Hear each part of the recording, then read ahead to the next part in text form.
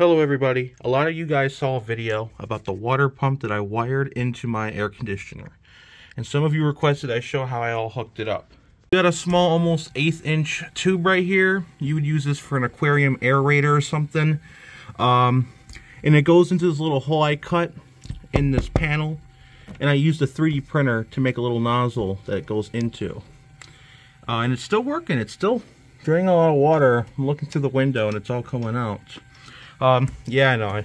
This is a really bad air intake. It does work. Air does go through it. It's not a lot. Probably should get a bigger one. I was going to do a full size, but that's not as easy as it sounds. Down here I have a little dish pan. That's if it does ever leak. It doesn't go onto the carpet. And then the AC's on a platform here. I plan on building a new one with wood. So yeah, let's get started. I'll show you how I wired it all up. Okay, first we're going to talk about how I connected it all. So back here there's a little drain plug, right? And I put a bottle cap over it. Now granted, on this air conditioner the threads were a little bit smaller, so I had to put some silicone seal on this. So I put it around, screwed it on, and this ain't going anywhere, which is good.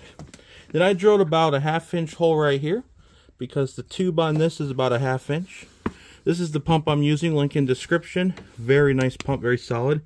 Takes 12 volts. What does it say on here? But it's 700 milliamps to 800 milliamps rated. Unfortunately, I do not have that. So I'm using this power supply here. This is 600 milliamps and it's working fine. So if you don't quite have the right amperage for this plug, you can either buy one or use a spare in the house that's a little different. But it's a pump. There's like nothing special about it. I wired it up positive and negative, and you plug it in and the pump spins. It's a pretty nice pump though. Like, this is really hefty. It's brass fittings, came with Teflon tape, so there's no leaks anywhere. And then of course my 3D printed adapter, which allows it to go to a smaller tube. Because this thing sucks up a lot of air, and the more air it sucks up, the less water it's going to be pushing out.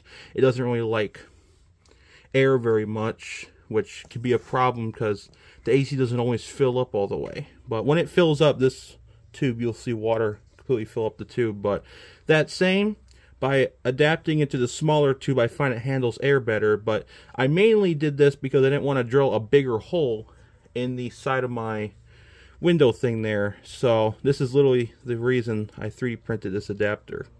It's just literally, you can go to any program to make 3D shapes. Just big cylinder to little cylinder, and then hollow hole in the middle. And that's essentially how I 3D printed it. It's not the best adapter, should definitely made it wider, but it's sealed good, it ain't coming out. So yeah, that's how I did it all. It's pretty simple.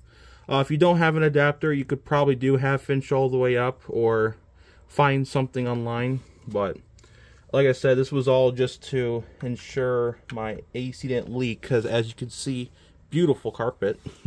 Not. So we're gonna siphon this in here, not all the way, so it's hitting the wall right here, which means I want to go out about that much. Every AC is different, of course, with the hole. That's mine. But of course, the most important part is the hot glue. Yes, I'm using hot glue. It's how ghetto this gets. But I fear you not, it's been hot glued this whole time and no leaks. So go all the way around with the hot glue. But this is where the hot glue really does its magic. Go all the way around. You could probably use the silicones on this stuff, but I'm using hot glue because it's going to dry much faster and it works. Okay, and for wiring, I have this switchable power strip. This is a very nice power strip. I made a video about it because that's how nice it is. You just flip the switch. You hear it. So yeah, let's put everything back in place. It's huge recommendation. So here's the exhaust hose. This is a 5.5 inch. This is a 6 inch. If you do have a 5.5 inch, buy a 6 inch and put it over. These tubes get really hot, and it decreases the efficiency of these already inefficient units. But by insulating it, you can use either a 6 inch hose, or I've seen some people use flex duct, which is aluminum and it's insulated. That works too. And essentially it keeps the hot air on this tube not exposed to the air. So definitely do that.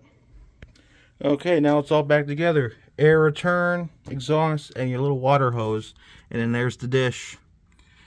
So yeah, if you guys really want to get fancy with the water pump, this air conditioner has a float switch in it on the pan. And if it fills up with water, the float switch will trigger and will trigger this LED. You can probably wire the water pump to that float switch to run it. But this thing almost never fills up, at least not this year. It's been a little drier. So at this point, every once in a while, I just manually turn it on and it drains out whatever water's left in the pan. Also, I have it at a slight angle with my little stand. Got thicker cardboard on this side, thinner cardboard on the other side. And then this is a plastic tote lid. And with the towel, so the AC has a dampener, so it's not like rattling around. And it also helps the water slide to the bottom. And we'll get less air in that pump. And that, guys, is how you do it. If you have any questions, please comment down below.